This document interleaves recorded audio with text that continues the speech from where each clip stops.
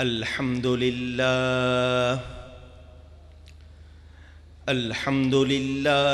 رب العالمين والعاقبة للمتقين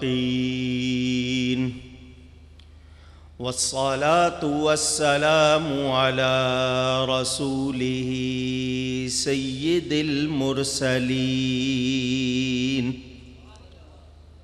رحمة للعالمين شفيع المذنبين سيد الأولين والآخرين سيدنا ومولانا محمد رسول رب العالمين وعلى آله وصحبه أجمعين أما بعد فأعوذ بالله من الشيطان الرجيم بسم الله الرحمن الرحيم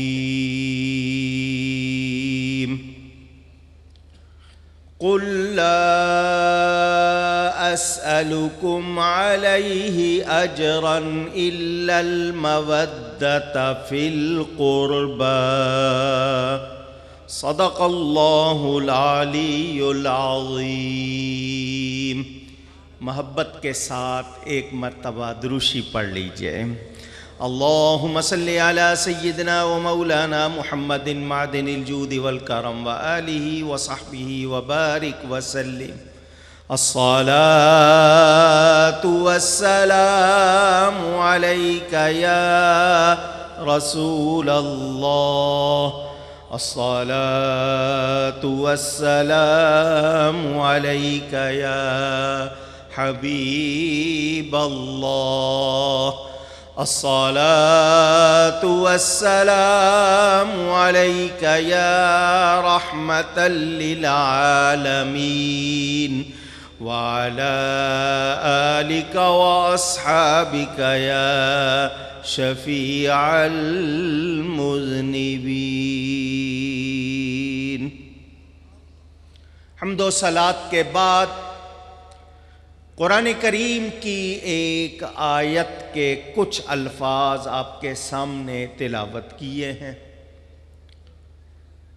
میں نے جو موضوع مجھے فرمایا گیا ہے اس پر اس آیت کے تحت انشاءاللہ گفتگو کرنی ہے۔ اللہ تعالیٰ سے دعا ہے وہ مجھے حق بیان کرنے، ہم سب کو حق سن کر اس کو قبول کرنے، اس پر عمل کرنے اور اس پر قائم رہنے کی توفیق عطا فرمائے۔ پہلی بات، ہم اہل سنت و جماعت، یہ آپ سے بھی سننا چاہتا ہوں، ہم والجماعت نہیں، اہل سنت و جماعت۔ اگر عربی میں کہیں گے تو اہل السنت والجماعت، ایک لفظ میں سنی۔ اہل سنت کے معنی نبی کے طریقے والے، اہل سنت کے معنی یاد رہے گا، و جماعت اور صحابہ والے۔ یہ لقب اہل سنت و جماعت کا ہمیں داتا صاحب نے نہیں دیا، غوث پاک نے نہیں دیا، خواجہ غریب نواز نے نہیں دیا۔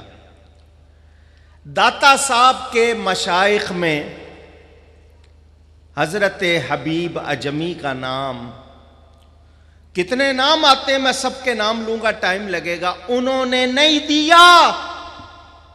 یہ لقب صحابہ سے چلا آ رہا ہے۔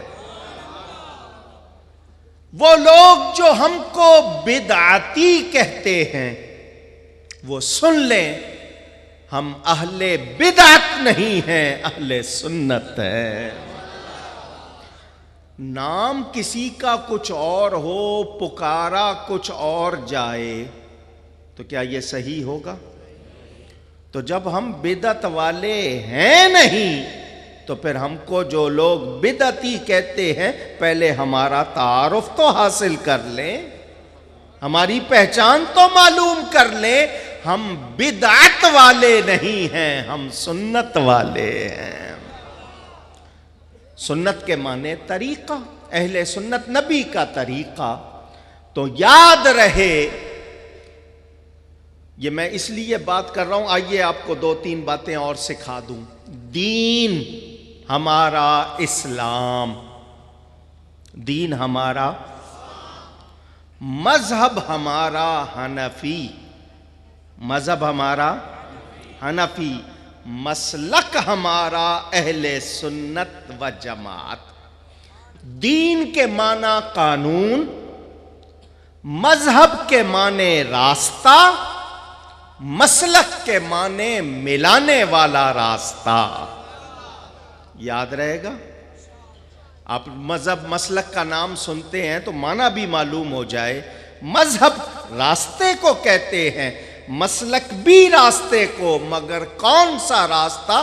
جو دین سے ملاتا ہے۔ دین اللہ نے دیا ہے، مذہب کوئی الگ سے نہیں نکالا گیا، اسی دین پر چلنے کا راستہ۔ اہل سنت کے 4 مذاہب ہیں، کتنے؟ حنفی، شافعی، مالکی، حنبلی۔ یاد کر لینا، یہ جو 4 کا سلسلہ ہے نا، یہ بڑا پیارا ہے۔ اللہ کے نام میں کتنے حرف؟ یہ پڑھ لو، اللہ کا نام لکھا ہوا ہے، ادھر سے پڑھ لو، ادھر سے پڑھ لو، ادھر سے پڑھ لو، یہ انگلیاں پڑھو، اللہ کا نام لکھا ہوا ہے۔ اللہ کے نام میں کتنے حرف؟ نبی کے نام میں کتنے حرف؟ 4۔ اللہ کے فرشتے بے شمار بڑے، 4۔ اللہ کے صحیفے بہت سے بڑے، 4۔ مذہب بھی 4، طریقت کے بڑے سلسلے بھی 4۔ میں یہ 4 کرتا رہوں گا، صبح کے 4 بج جائیں گے۔ آپ کہیں گے جی ہم پیتے ہیں پانی، اس میں بھی 4۔ کوئی کہے گا نہیں میں تو کھاتا ہوں روٹی، اس میں بھی۔ کوئی اٹھ کے کہے نہیں جی چائے، اس میں بھی۔ میں نے کہا نا یہ سلسلہ بہت لمبا ہو جائے گا۔ حضور کے صحابہ بہت سے بڑے، 4۔ تو 4 مذاہب ہیں، چاروں سنی ہیں، حنفی، شافعی، مالکی، حنبلی، یہ چاروں سنی ہیں۔ اور عقائد میں، عقیدوں میں تقلید نہیں ہوتی، تقلید ہوتی ہے فروعی مسائل میں۔ یہ لفظ بھی آپ کے لیے مشکل، آسان کر کے سمجھاتا ہوں۔ تقلید عربی کا لفظ ہے، ہم ہیں مقلد۔ تقلید کے معنی کسی کو دین کا سچا عالم مان کر تسلی کر لی کہ یہ دین کا صحیح جاننے والا ہے، اس سے دین کی کوئی بات پوچھنا، جو وہ جواب دے بغیر دلیل کے مان لینا، اس کو تقلید کہتے ہیں۔ آپ علماء سے سوال کرتے ہیں نا، کیوں کرتے ہیں؟ کہ یہ دین جانتے ہیں، وہ جو بتاتا ہے آپ مان لیتے ہیں، اس کو کیا کہتے ہیں؟ تقلید۔ امام اعظم ابو حنیفہ کے ہم مقلد، ان کی تقلید کرتے ہیں۔ امام اعظم نے خود سے کوئی مسئلہ نہیں دیا، جو دیا ہے قرآن اور حدیث سے دیا ہے، اپنی طرف سے نہیں دیا۔ قرآن اور حدیث کا بیان کیا ہے، وہ امت مسلمہ کے محسن 83,000 وہ اصول دے گئے ہیں جس سے اب تک 1350 برس میں 6 کروڑ سے زیادہ مسئلے نکالے گئے ہیں۔ اگر وہ یہ نہ کرتے میں اور آپ نماز بھی نہیں پڑھ سکتے تھے۔ یہ جو ہم آسانی سے دین پر عمل کر رہے ہیں یہ ان چاروں اماموں کی مہربانی ہے۔ اب امام اعظم کی بات سنا دوں آپ کو، ذکر آیا ہے تقریر میں، ابھی میں صرف باتیں ابتدائی کر رہا ہوں۔ امام اعظم کی بات سناؤں، پاکستان کے روحانی بادشاہ، یہ تو ایک ہے نا سرکاری لوگ، ان کی بات نہیں کر رہا، وہ تو کرسیاں آتی جاتی رہتی ہیں۔ روحانی بادشاہ پاکستان کے حضرت داتا گنج بخش علی حجویری، حجویری نہیں حجویری، حجویری رضی اللہ تعالی عنہ، یہ بادشاہ ہیں پاکستان کے روحانی۔ وہ فرماتے ہیں میں سوچتا تھا 4 امام ہیں، چاروں اماموں میں سے کس کے پیچھے لگوں، میں یہ سوچتا تھا تو میں نے خواب دیکھا کہ رسول اللہ صلی اللہ علیہ وسلم مکہ مکرمہ میں باب بنی شیبہ سے داخل ہوئے، حرم میں گئے، میں پیچھے پیچھے گیا تو حضور کو دیکھا کہ نبی پاک صلی اللہ علیہ وسلم بیٹھے ہوئے ہیں اور ایک بوڑھا ہے جس سے آپ بچوں کی طرح پیار کر رہے ہیں۔ شخص عمر میں بوڑھا میں نے کہہ دیا آپ کے سمجھنے کے لیے کہ زیادہ عمر والا آپ کے پاس اور آپ اس پر بچوں کی طرح شفقت کر رہے ہیں، تو میرے دل میں خیال آیا کتنا خوش نصیب ہے کہ حضور اس سے اتنا پیار کر رہے ہیں، یہ کون ہے؟ تو حضور جو دلوں کا حال جانتے ہیں میری طرف توجہ کر کے فرمایا اے علی یہ تیرا اور مسلمانوں کا امام ابو حنیفہ ہے۔ اللہ اکبر۔ یہ اس طرف اشارہ کہ تو سوچ رہا ہے کس کے پیچھے لگوں، تو ان کو اشارہ کر دیا کہ ان کے پیچھے لگ جاؤ۔ قیامت کا دن ہوگا، یوم ندعو کل اناس بامامہم، قیامت کے دن لوگوں کو اماموں کے ناموں سے پکارا جائے گا۔ کچھ لوگ کہتے ہیں ماؤں کے نام سے، ماؤں کے نہیں، اماموں کے نام سے پکارا جائے گا۔ امام اعظم آگے ہوں گے، داتا صاحب پیچھے، خواجہ غریب نواز پیچھے، بابا فرید پیچھے، اور جن کا امام اتنا پیارا ہے اس امام کا امام کتنا پیارا ہوگا۔ اللہ اکبر۔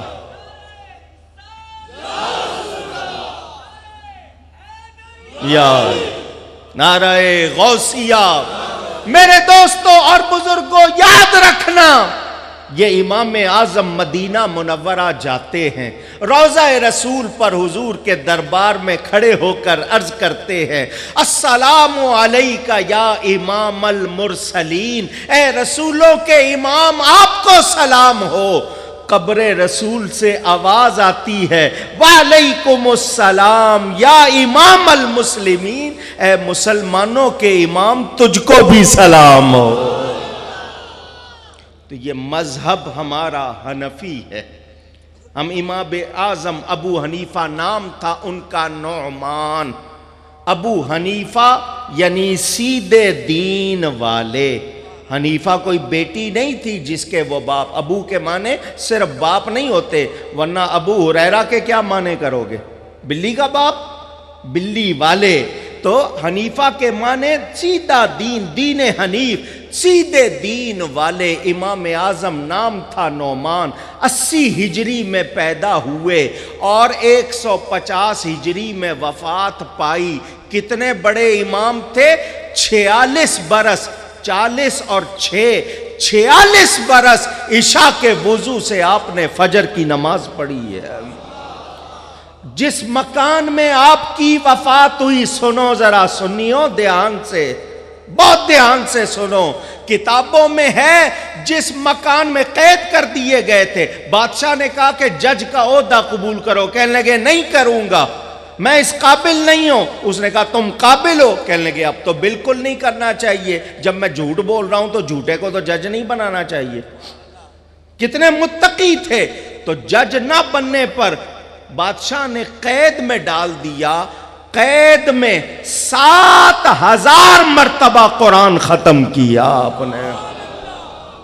وہ امام ہمارا امام اعظم ابو حنیفہ ان کے راستے پر ہیں۔ اور مسلک اہل سنت کے بارے میں دلیل سن لو، میں اپنی کسی کتاب سے حوالہ دوں، پرانی کتاب عربی کتاب کا حوالہ دوں، سب نہیں پڑھ سکتے، وہ بستر لوٹے والے جو پھرتے ہیں ان کی کتاب ہے فضائل درود شریف، سمجھ گئے نا؟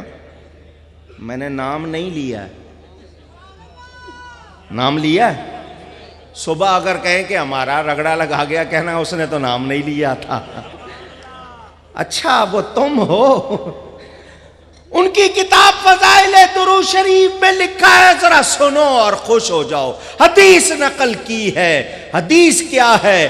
حضرت سیدنا امام زین العابدین رضی اللہ تعالی عنہ، وہ ان کی روایت نقل کی ہے، وہ کہتے ہیں نبی پر زیادہ درود و سلام بھیجنا سنی ہونے کی نشانی ہے۔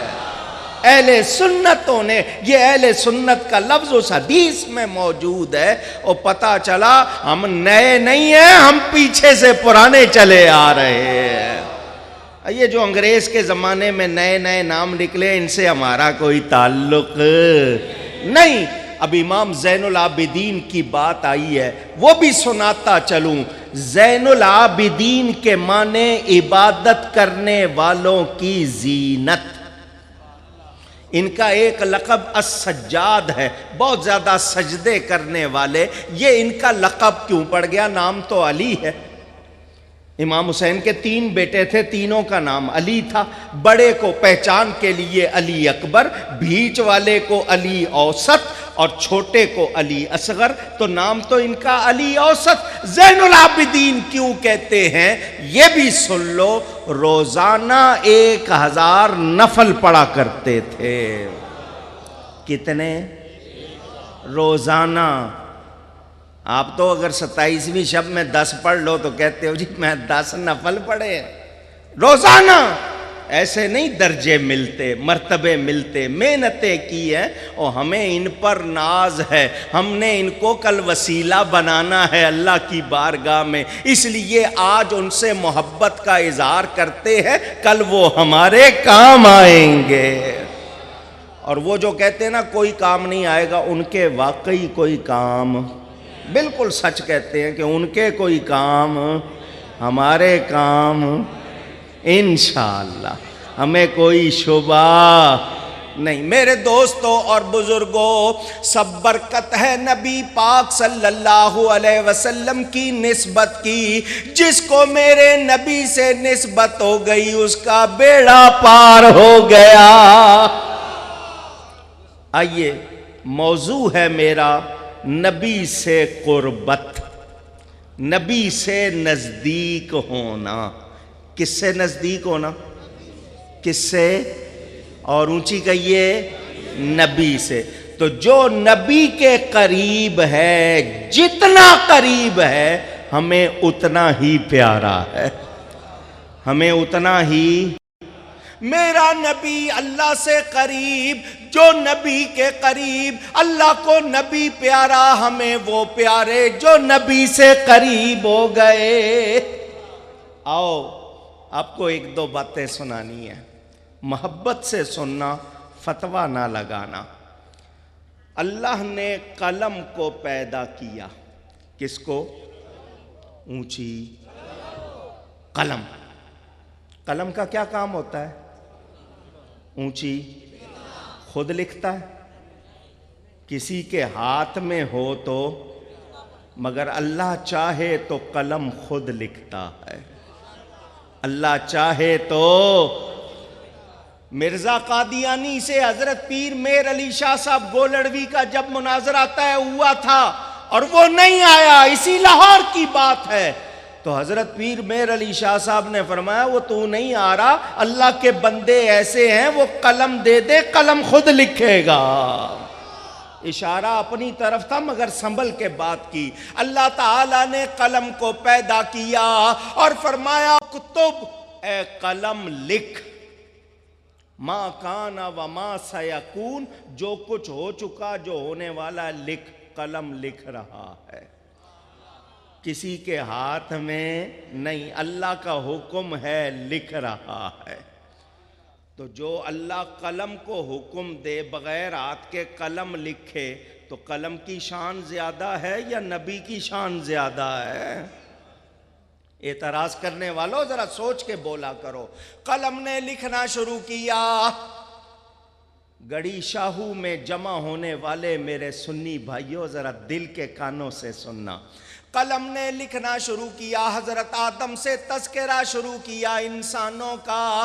نبی آئے گا، تبلیغ کرے گا، امت نہیں مانے گی، گناہگار ہوگی، اللہ عذاب دے گا۔ نوح علیہ السلام آئیں گے، تبلیغ کریں گے، قوم نافرمانی کرے گی، اللہ عذاب دے گا۔ ابراہیم علیہ السلام آئیں گے، تبلیغ کریں گے، قوم نہیں مانے گی، اللہ عذاب دے گا۔ قلم لکھتا آ رہا ہے، باری آ گئی میری تمہاری،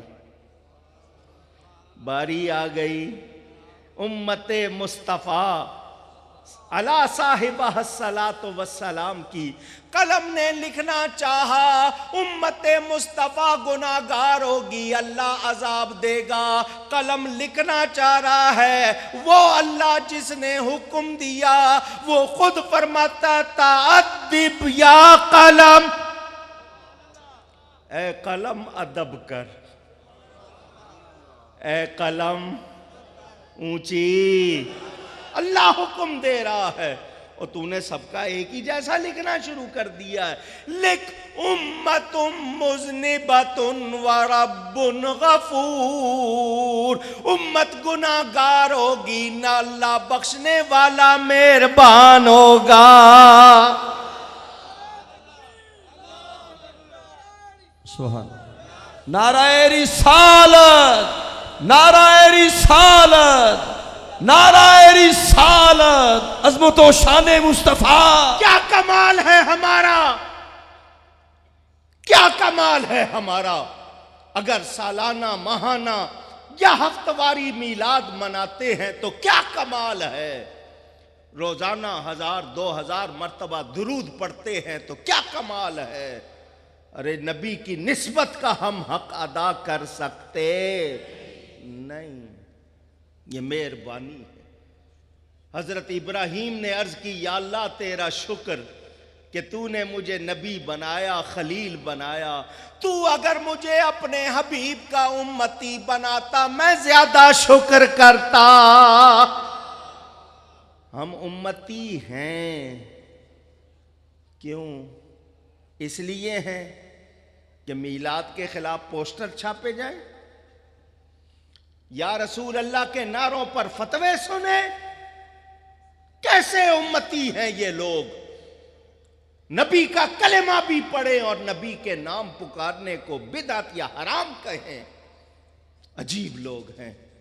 ہم روزانہ میلاد بنائیں، ساری زندگی نبی کا ذکر کرتے رہیں، تب بھی ان کا حق ادا ہو سکتا نہیں۔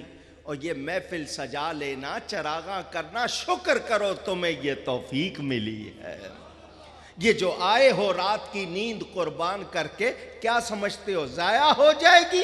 جب قبر میں جاؤ گے تو اس جاگنے کی برکت معلوم ہوگی۔ سنو، بات ہے نا نسبت کی، نبی سے قرب کی، ایک بات اور سن لو، پہلے سنی ہوئی ہے تو ذہنوں میں تازہ کر لو، نہیں سنی ہوئی ہے تو سن لو۔ آپ بڑے بڑے علماء کی تقریر سنتے ہو، میری کوئی سادی سی باتیں سن لو۔ حضرت جبریل امین جانتے فرشتے ہیں، فرشتوں کے سردار، فرشتوں کے کیسے بن گئے؟ سب سے پہلے نور مصطفیٰ کو سجدہ کیا، فرشتوں کی سرداری مل گئی۔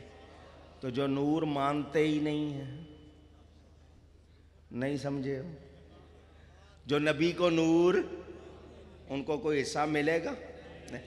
حضرت جبریل امین رسول، فرشتے، فرشتوں کے سردار، کتابوں میں ہے انہوں نے ایک مرتبہ اللہ کی دی عبادت کی، نماز پڑھی، اللہ اکبر، قیام، کھڑے ہونا. آپ میں سے کوئی 2 منٹ، کوئی 1.5 منٹ، کوئی آدھا منٹ. انہوں نے 70,000 سال لگائے قیام میں. کتنا عرصہ کھڑے رہے. پھر رکوع کیا، 70,000 سال رکوع میں لگا دیے. رکوع سے کھڑے ہوتے ہیں اس کو کیا کہتے ہیں؟ ماشاءاللہ، قومہ. کیا کہتے ہیں؟ جب رکوع سے آپ کھڑے ہوتے ہیں اس کو کیا کہتے ہیں؟ بس یہی کمزوری ہے آپ میں. جس دن یہ کمزوری آپ کی دور ہو گئی نا، دوسرے آپ سے بھاگیں گے. ابھی وہ اس لیے آپ کے اوپر ہیں تو آپ کو معلومات سیکھا کرو. رکوع سے جو کھڑے ہوتے ہیں اس کو قومہ کہتے ہیں، جس میں آپ پڑھتے ہیں سمیع اللہ لمن حمدہ، اللہم ربنا ولک الحمد. کچھ لوگ ربنا لک الحمد پڑھتے ہیں، لفظ زیادہ کریں گے ثواب زیادہ. ربنا ولک الحمد، اللہم ربنا ولک الحمد، اور زیادہ ثواب. 70,000 سال اس میں لگا دیے. کتنے؟ پھر کیا سجدہ. سجدے میں 70,000 سال. 2 سجدوں کے درمیان جو بیٹھتے ہیں اس کو کیا کہتے ہیں؟ ماشاءاللہ، جلسہ کہتے ہی بیٹھنے کو ہے. اس میں 70,000 سال. پھر دوسرے سجدے میں اس طرح انہوں نے 2 رکعت پڑھی، ہر رکن میں 70,000 سال لگائے. سلام پھیر کر عرض کی، یا اللہ کسی نے تیری ایسی نماز نہیں پڑھی ہوگی، میری اس نماز کو قبول فرما اور مجھے اس کا ثواب عطا فرما. اللہ نے کتنا ثواب دیا ہوگا. ایسی نماز کسی نے پڑھی نہیں. مگر سنو سنیو، نبی کے دیوانوں، ابھی نعرہ لگا رہے تھے نا قاری صاحب، ہم اپنے نبی کے. کہنا آسان ہے، کہنا آسان ہے، ہم اپنے نبی کے. جو سچا دیوانہ ہے صرف وہ بولے، دوسرا نہیں. ہم اپنے نبی کے. اب سب نے آواز لگائی ہے تو پھر دیوانے بنو. پھر جس سے محبت ہو اس کی نافرمانی کی جاتی.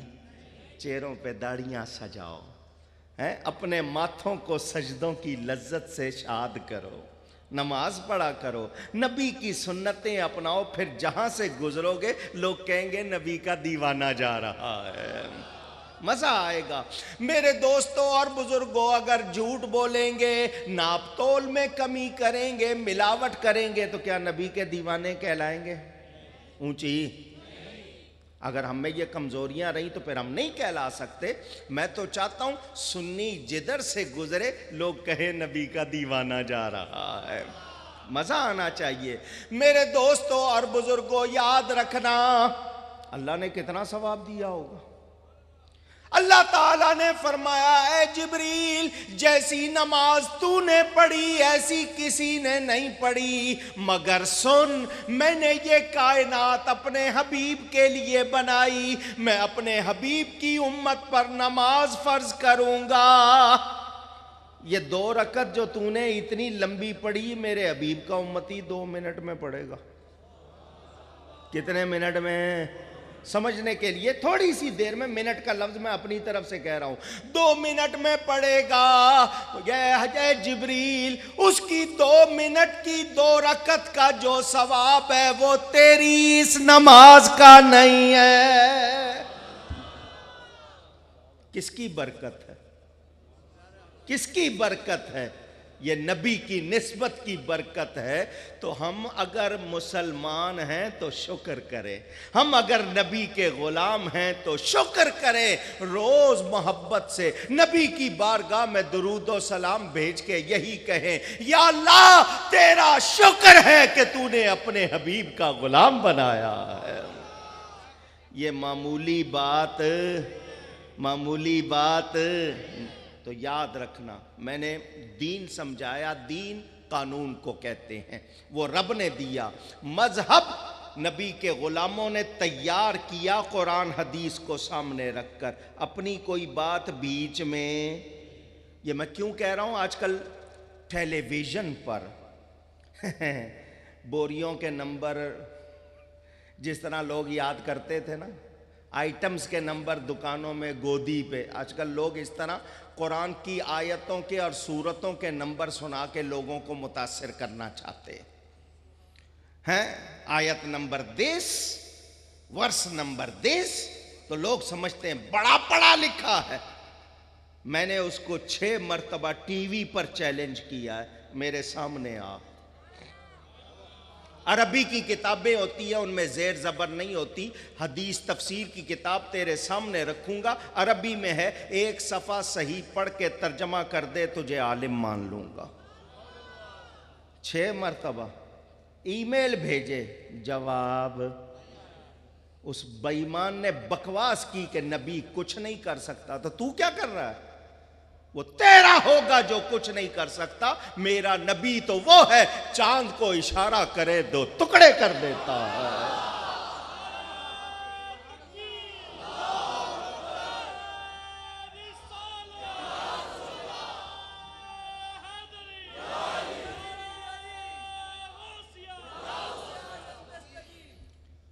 جو یزید کا جانشین ہو, یزید کی مانوی اولاد, یہ پاکستان اس لیے نہیں بنایا تھا کہ یہاں آ کے لوگ امام حسین کے خلاف باتیں کریں, یزید کی حمایت کریں.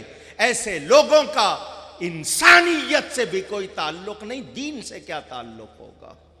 جو میرے نبی کا ادب نہیں کرتا میں تو اس کو جانور بھی ماننے کو تیار نہیں ہوں. وہ اس سے بھی گئی گزری کوئی چیز ہے.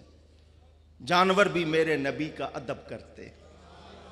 کتاب کا نام نسیم الریاض, شرح شفا اٹھا کے دیکھو, اپنی طرف سے نہیں کہہ رہا, کتاب کا نام دے رہا ہوں, نسیم الریاض اٹھا کے دیکھو. حضور صلی اللہ علیہ وسلم ایک خچر پر بیٹھے ہوئے. خچر سے شاید آپ نہیں سمجھے ہوں, پنجابی والے ٹٹو کہتے ہیں. گھوڑے سے چھوٹا, گدھے سے کچھ بڑا جانور خچر. فارسی والے دل کہتے ہیں, انگلش والے میول کہتے ہیں. حضور اس پر بیٹھے ہوئے, حضور نے آنکھیں بند کی ہوئی تھی جیسے نیند کا عالم ہو. اور کتابوں میں ہے حضور صلی اللہ علیہ وسلم جس سواری پر بیٹھتے جب تک اس کو کہتے نہیں تھے دائیں چل یا بائیں چل, وہ سیدھی چلتی رہتی تھی. اور جس جانور پر سواری کرتے وہ گندگی کرتا اونچی, کیونکہ اسے پتا ہے مجھ پہ کون بیٹھا ہے. سیدھا چلتا تھا. اس کو روکنا ذرا, ادھر سے وہ دور چلا جائے. یہ جو اسپرے کرنے والا, ادھر قریب نہیں کرنا بیٹا, دور. میرے دوستوں اور بزرگوں, نبی پاک اس پر سوار, آنکھیں مبارک نیند کی وجہ سے بند کی ہوئی ہیں, خچر سیدھا جا رہا ہے. کتاب کا نام میں پہلے بتا چکا, سامنے درخت آ گیا. اس جانور کے سامنے اونچی, جانور چل رہا ہے, رکا نہیں ہے. درخت 2 ٹکڑے ہو گیا, راستہ دے دیا. اللہ, تم کیا جانو میرے نبی کو, پوری طرح تو ہم بھی نہیں جانتے. ان کی حقیقت کو, ان کی صحیح شان کو جانتا ہے تو اللہ جانتا ہے. اور جنہوں نے تھوڑا سا جانا, پورا کوئی نہیں جان سکا. جنہوں نے وہ کہتے ہیں سب سے اولا آلہ. اولا کے معنی مقرب کے, پیارے کے, اعلیٰ کے معنی بہتر کے, اچھے کے. اس ساری کائنات میں, اللہ کی مخلوق میں ہمیں سب سے پیارا کون, سب سے بہتر کون؟ ہمارا نبی. سب سے اولا اعلیٰ ہمارا نبی, سب سے بالا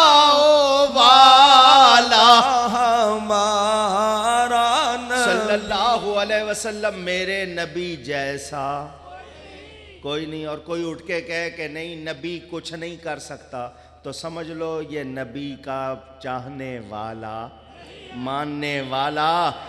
جھگڑے میں نہیں پڑنا, ہم جھگڑے والے ہیں نہیں, ہم فساد والے نہیں ہیں, ہم تو میلاد والے ہیں.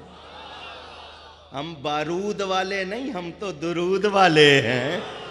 سمجھ آ رہی ہے بات؟ جھگڑے میں نہیں پڑنا. کوئی آ کے کہے تمہیں نبی کو علم نہیں تھا, چپ کہنا, سن تیرا کوئی ہوگا جس کو علم نہیں، میرے نبی سے تو رب خود نہیں چھپا۔ مجھے بحث نہیں کرنی، میرا نبی جتنا جانتا ہے کوئی جانتا اللہ کی مخلوق میں ان جیسا کوئی نہیں۔ کوئی کہے نبی حاضر ناظر نہیں، ان سے کہے جھگڑا نہیں، تو جا اپنا کام کر، جا۔ اگر زیادہ ضد کرے تو ایک اور گر بتا دوں، بٹھا لینا، کہنا یہ بتا شیطان تجھے دیکھ رہا ہے؟ کہے گا دیکھ رہا ہے۔ تو جب غسل خانے میں ہوتا ہے وہاں بھی دیکھتا ہے؟ وہ بالکل دیکھتا ہے۔ جب تو بالکل ننگا ہوتا ہے اس وقت بھی دیکھتا؟ کہے گا دیکھتا ہے۔ تو جہاز میں اوپر چلا جائے 40,000 فٹ کی بلندی پہ، وہاں بھی دیکھتا؟ کہے گا وہاں بھی دیکھتا ہے۔ صرف مجھے کیا؟ وہ کہے گا سب کو دیکھتا ہے۔ ارے شیطان سب کچھ سنتا ہے؟ وہ کہے گا بالکل سنتا ہے۔ دلوں میں وسوسے ڈالتا ہے، خیال بھی؟ وہ کہے گا بالکل۔ وہ دے چاچے دی گل ہوندی پئی ہے نا، مانے گا نا؟ اپنے کی بات ہو رہی ہے، مان رہا ہے، بالکل دیکھتا ہے، بالکل سنتا ہے، ہر ایک کو دیکھتا ہے، ہر ایک کو۔ تو اسے کہنا نبی اللہ کی عطا سے نورانی روحانی طور پر حاضر ناظر، ایک دم وٹ چڑھے گا۔ وٹ وٹ جان دے ہو؟ پیشانی پہ بل، پیٹ میں مروڑ، چہرے سے پتا چل جائے گا کتنی تکلیف ہو رہی ہے اس کو۔ بس نہیں، کہے گا ناجائز، حرام، شرک، بدعت۔ جب تک اپنے چاچے کی بات ہو رہی تھی بڑا مطمئن تھا، ذکر نبی کا آیا تو مروڑ اٹھے، پتا چل گیا ایمان۔ تو بحث نہیں کرنی، ہمارے پاس بحث کا ٹائم نہیں۔ کوئی کہے کھڑے ہو کے درود و سلام کیوں پڑھتے ہو؟ کہنا ہم پڑھتے ہیں، تم نہیں پڑھتے، نہ پڑھو، لڑنے کی ضرورت۔ ہم میلاد مناتے ہیں، تم نہیں مناتے، نہ مناؤ، ہمیں کچھ کہو نہیں، اپنا کام کرو۔ اگر لڑو گے اس پاکستان کو امن کی ضرورت ہے، اور جن کے پاس سے اسلحہ نکل رہا ہے وہ تمہیں نظر آ رہے ہیں، سب پتا چل گیا ساری دنیا کو فسادی کون ہیں اور برباد کرنے والے کون۔ دہشت گردی کی پوری تاریخ اٹھا کے دیکھ لو، 1400 سال میں دعوے سے کہہ رہا ہوں ایک سنی نہیں ملے گا، ایک سنی نہیں ملے گا دہشت گردی کے حوالے سے۔ جب ملیں گے یہی فسادی ملیں گے، اللہ ہم کو ان سے بچائے۔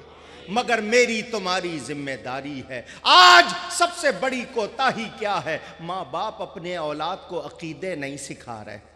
ابھی میں نے آپ کو پوچھا نماز کے ارکان نہیں پتا، میں آپ سے پوچھوں میلاد کس کو کہتے ہیں، علم غیب کا عقیدہ کیا، حاضر ناظر کا عقیدہ کیا، آپ کو معلوم نہیں۔ 11ویں شریف تو آپ کھاتے ہو، 11ویں کہتے کس کو ہیں آپ کو معلوم نہیں۔ یہ آپ کی کمزوریاں ہیں، خود سیکھو، اپنی عورتوں بچوں کو سکھاؤ، اور ذرا یہ ٹی وی پہ آنے والے ایسے نئے لوگوں سے خود کو بھی اور اپنی اولاد کو بچاؤ۔ یہ ایمان کے لٹیرے ہیں، ان سے بچ کے رہنا ہے۔ اور یہ میرا دعویٰ ہے، ایمان اسی کا بچا ہوا ہے جس کا کسی اللہ والے سے تعلق ہے۔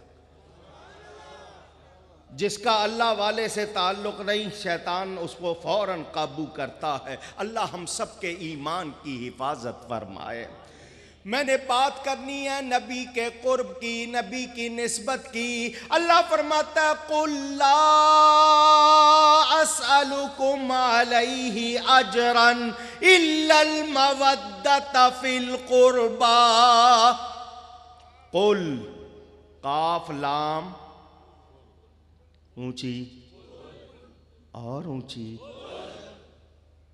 آپ بازار میں جو قرآن کریم کے نسخے ملتے ہیں اٹھا کے دیکھیں گے، ترجمہ لکھا ہوگا کہہ دو، تم کہہ دو۔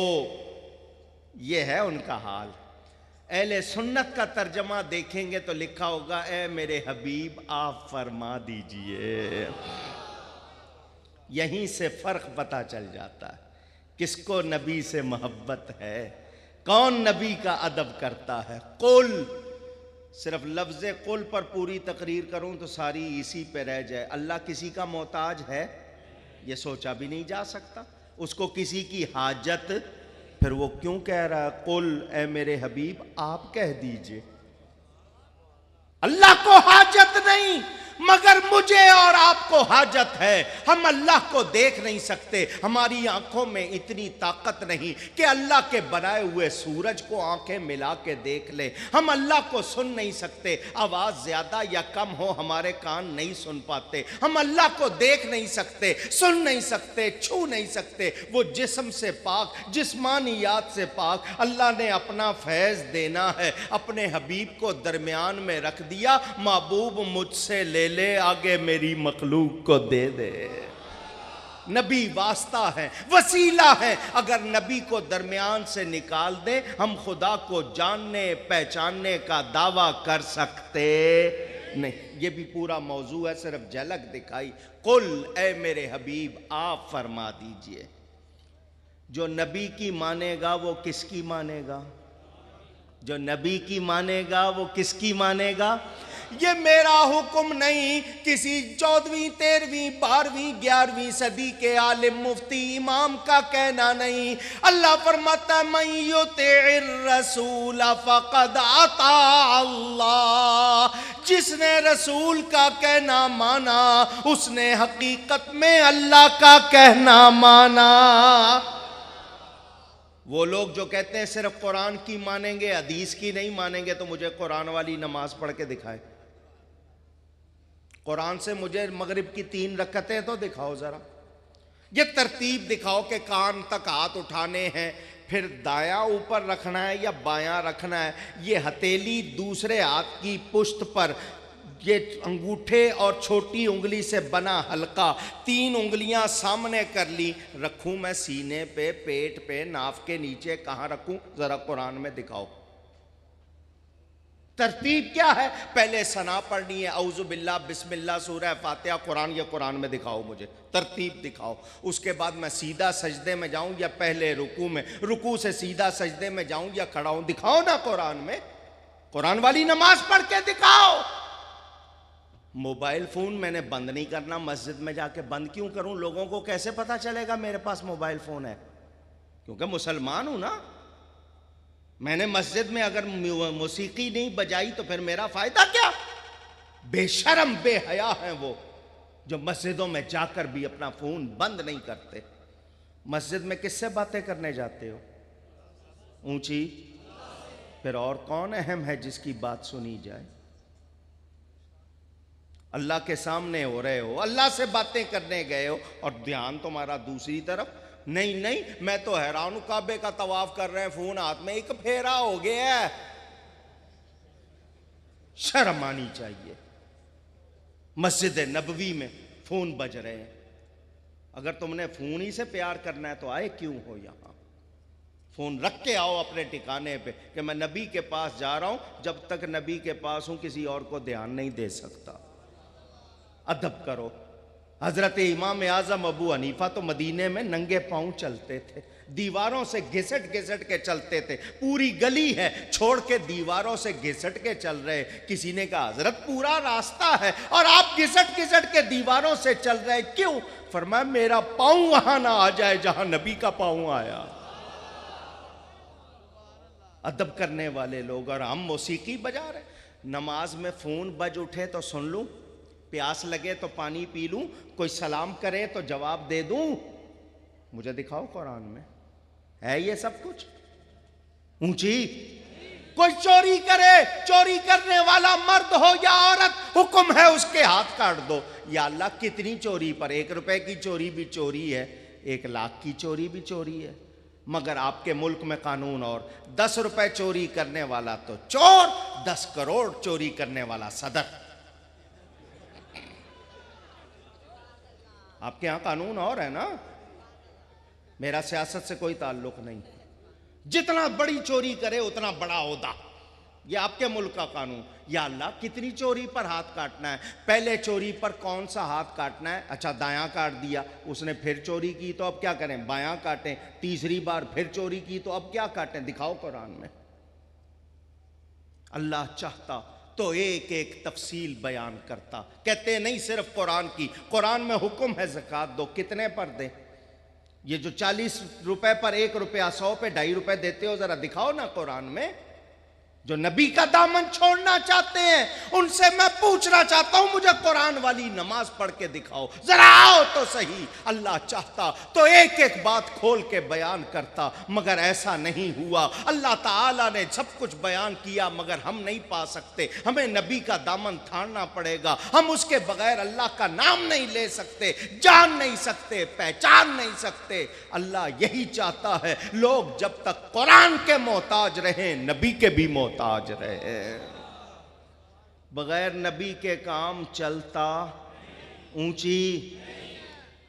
یہاں ماشاءاللہ اسٹیج پر کتنے بیٹھے ہیں جنہوں نے حج کیا، عمرہ کیا؟ ایک دو، اور ہاتھ اٹھاؤ نا ذرا۔ ماشاءاللہ 5-6 ہیں، آپ میں تو بہت ہوں گے۔ ان سے یہ پوچھو جب یہ مکہ مکرمہ جاتے ہیں، احرام باندھتے ہیں، تو طواف شروع کرنے سے پہلے دایاں کندھا ننگا کیوں کر لیتے؟ اوپر سے چادر ہٹا کے بغل کے نیچے سے لا کے گھما لیتے ہیں طواف کے وقت۔ اس کے علاوہ ایسا نہیں کرنا چاہیے، یہیں سے نہیں کر کے جانا، یہ صرف طواف کے لیے حکم ہے۔ بعض لوگ یہیں سے شروع ہو جاتے ہیں دایاں کندھا، صرف وہاں پہ۔ یہ کیوں کرتے ہو ایسا؟ اور پہلے 3 پھیرے ہیں پہلوانوں کی طرح چھوٹے چھوٹے قدم اٹھا کے اکڑ کے چلنا۔ اگر موقع ملے رش میں نہ ہو تو کوئی بات نہیں، یہ حکم ہے۔ کیا ہے؟ اونچی حکم ہے۔ یہ کیوں کرتے ہیں؟ قرآن میں اللہ فرماتا ہے وَلَا تَمْشِ فِي الْأَرْضِ مَرَحًا، زمین پر اکڑ کے مت چلو۔ اور حاجی صاحب مکے میں اللہ کے گھر میں اکڑ کے چل رہے ہیں۔ 2 قاری یونس صاحب جواب اس کا۔ کوئی آپ کے سامنے، آپ قاری صاحب ہو، کوئی کہے کہ قرآن ہے زمین پہ اکڑ کے مت چلو، اور تم اللہ کے گھر میں اکڑ کے چل رہے ہو۔ کوئی وہاں فتویٰ لگاتا، کیوں؟ اس لیے کہ نبی کی سنت ہے۔ دایاں کندھا بھی ننگا کرنا اور یہ 3 پھیرے اکڑ اکڑ کے چلنا کس کی سنت ہے؟ کس کی سنت؟ ایسا نہ کریں تو طواف ہوتا اونچی ان کا بھی، وہ ہوتا نہیں ہوتا لیکن ان کو بھی یہ کرنا پڑتا ہے۔ پوچھو ان سے کیوں کرتے ہو؟ قرآن میں تو نہیں ہے، قرآن میں تو ہے وَلَا تَمْشِ فِي الْأَرْضِ مَرَحًا۔ کیوں ایسا کرتے ہو؟ بتانا پڑے گا کہ نبی کے بغیر چل سکتے۔ اب آپ پوچھو گے مولانا صاحب آپ بتاؤ تو صحیح نا کیوں کرتے ہیں ایسا، نبی نے کیوں کیا؟ تو میں یہ بھی سنا دیتا ہوں۔ حضور صلی اللہ علیہ وسلم نے جب مکہ مکرمہ سے ہجرت فرمائی مدینہ کی طرف، تو مدینہ کا پرانا نام اب لینا جائز، اگر آپ کے ذہن میں آیا بھی ہے تو لینا نہیں ہے جائز۔ کسی کے منہ سے بے دھیانی میں نکل جائے تو توبہ کرے اور 10 مرتبہ مدینہ منورہ کہے۔ حدیث میں حکم ہے، کیونکہ پرانے نام کے معنی اچھے نہیں ہے، بیماری کی جگہ، فساد کی جگہ وہ پرانے نام کے معنی۔ حضور صلی اللہ علیہ وسلم جب مدینہ منورہ گئے، کافر لوگ خوش ہو گئے، مکے والے کافر خوش ہو گئے، کہنے لگے یہ وہاں گئے جہاں کوئی جاتا ہے بیمار پڑ جاتا ہے، اب ہمیں ان سے لڑنے کی ضرورت نہیں ہے، بیمار ہو کے خود ہی ختم ہو جائیں گے۔ میرے نبی نے جا کے دعا کی، یا اللہ جتنی برکتیں مکے میں رکھی ہیں مدینے میں دگنی بلکہ چوگنی رکھ دے، اور مدینے کی بلائیں وادی جوفا میں ڈال دے۔ نبی کی دعا قبول ہو گئی، وہ مدینہ جو بیماری کی جگہ تھا شفا کا گھر بن گیا، دارالشفا بن گیا۔ حضور صلی اللہ علیہ وسلم جب صحابہ کے ساتھ عمرہ کرنے آئے، فرمایا میرے صحابیوں مکے والوں کا خیال ہے کہ تم کمزور ہو گئے ہوگے، بیمار ہو گئے ہوگے، تو ایسا کرنا جب طواف کرنے لگنا دایاں کندھا ننگا کر لینا، اور ذرا پہلے 3 پھیرے پہلوانوں کی طرح چلنا، اور ان کو بتا دینا ہم کمزور ہو کے نہیں آئے، پہلوان بن کے آئے ہیں۔ یہ اس وقت کی بات تھی، آج وہ معاملہ نہیں۔ اب مکہ میں کسی کافر کو گھسنے کی بھی اجازت نہیں، مگر حکم وہی ہے جو نبی نے کہا ہے۔ نبی کے بغیر چل سکتے؟ میں یہ مثالیں دینے لگوں۔ اچھا جی، آپ نے ظہر عصر کی نماز کبھی جماعت کے ساتھ پڑھی ہے؟ چلو جو پڑھتے ہیں ان کی آواز آئی، اللہ باقی کو بھی پڑھنے کی توفیق دے۔ کیا نام ہے آپ کا بھائی صاحب؟ خلیل احمد صاحب۔ یہ خلیل احمد صاحب بیٹھے ہیں، آپ جائیں ظہر کی نماز میں، قاری محمد یونس صاحب جماعت کرا رہے ہیں، اللہ اکبر، آواز نہیں آ رہی۔ صبح فجر میں تو قاری صاحب کی بڑی اچھی آواز نکل رہی تھی، ان کی بیٹری فیل ہو گئی ہے۔ قاری صاحب نو کدے روزہ لگ رہے ہیں، پیاس لگ رہی ہے، آواز نہیں آ رہی۔ عصر میں آئے تو پھر غائب، مغرب میں آئے تو دیکھا قاری صاحب پھر آواز کے ساتھ پڑھ رہے۔ یہ زور اثر میں ان کی آواز کہاں چلی جاتی ہے؟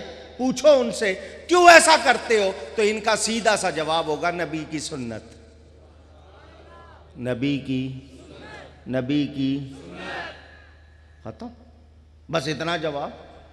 اب میں بتا دوں یہ نبی کی سنت کیوں ہے، یہ بھی بتا دیتا۔ حضور صلی اللہ علیہ وسلم جب مکہ مکرمہ میں نماز پڑھاتے تھے تو کافروں کے لونڈے ہوٹنگ کرتے تھے۔ ہوٹنگ تو آپ جانتے ہیں نا، نوجوانوں کا کام ہی ہوٹنگ ہے، اوئے ووئے ہائے، شور کرنا، شور کرتے تھے۔ ظہر میں بھی عصر میں بھی شور کرتے تھے۔